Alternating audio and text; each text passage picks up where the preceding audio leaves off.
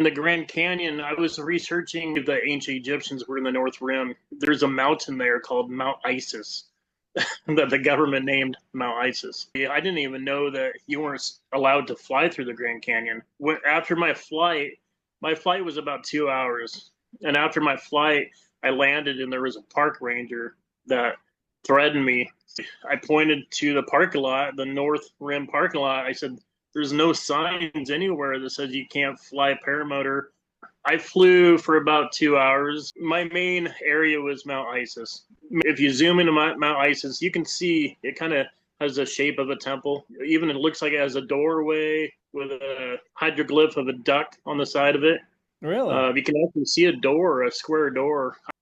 About 3 miles back towards the rim, there's a sphere that sticks up. Yeah. And it has a bird head on top of it. It's carved. It's really ornate.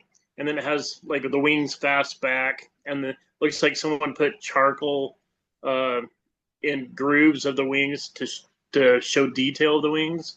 And it's about the size of 6 vehicles. It's big. And you can see it from a distance. It looks like it was created to where if the water level was higher in the Grand Canyon and ships were going through, it would show, the strength and power of the Egyptians. It looks like a sphinx. There does appear to be a sphinx on this temple. There are other carvings, and they look like someone had shot at them, maybe with a helicopter or something. Yeah, there was definitely bullet holes in a lot of the temple surrounding. About 200 feet down, there's carvings of pharaohs. There's carvings of cats. You would have to be about 200 yards back to actually really get a good view of what you're looking at. I don't know who they would be for. Maybe ancient aliens or something, maybe. We're talking 20,000 years ago. I don't think the water level would be high enough to even see these carvings. And it makes me wonder who they were for and who put them there. It would have to be someone in like a flying machine, most likely. So I flew right next to him. I saw a leg sticking out. I flew right over a leg, and then I saw another leg. There's one that looks like a sphinx of a woman, and you can see the headdress, and then there's black stripes on the headdress that goes up, and the eyes are green, and it's beautiful. It was mostly concentrated around Mount Isis area. There appear to be other smaller temples like this. I don't know if you can see this picture right here. This is a temple I discovered in Arizona.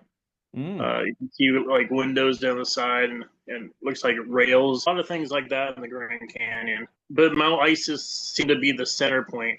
And you can see a doorway up high, and on the other side, real low, you see these 2 pillars kind of like they had fallen in, and another doorway that goes inside. And then on the backside of Mount Isis, it's really long, and there's doorways and windows.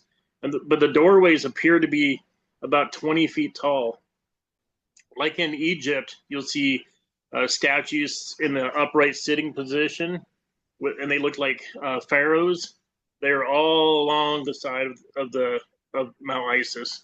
And you can actually zoom in. If you know how to use Google Earth, you can zoom in, tilt Google Earth a little bit, and you can actually see them. Everything I suspected was real. I've lived in Alaska. I heard about the Blue Pyramid in Alaska. I've flown all over Alaska, and I've seen some amazing things there that kind of fall in line with the Egyptians.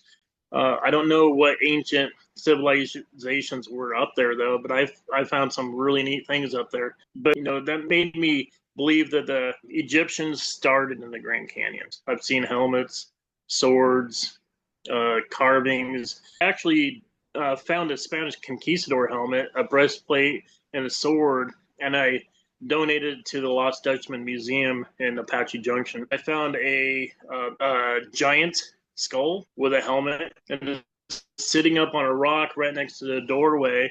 The helmet has an eagle on top of it. There's like a little post, and then an eagle with its wings spread apart.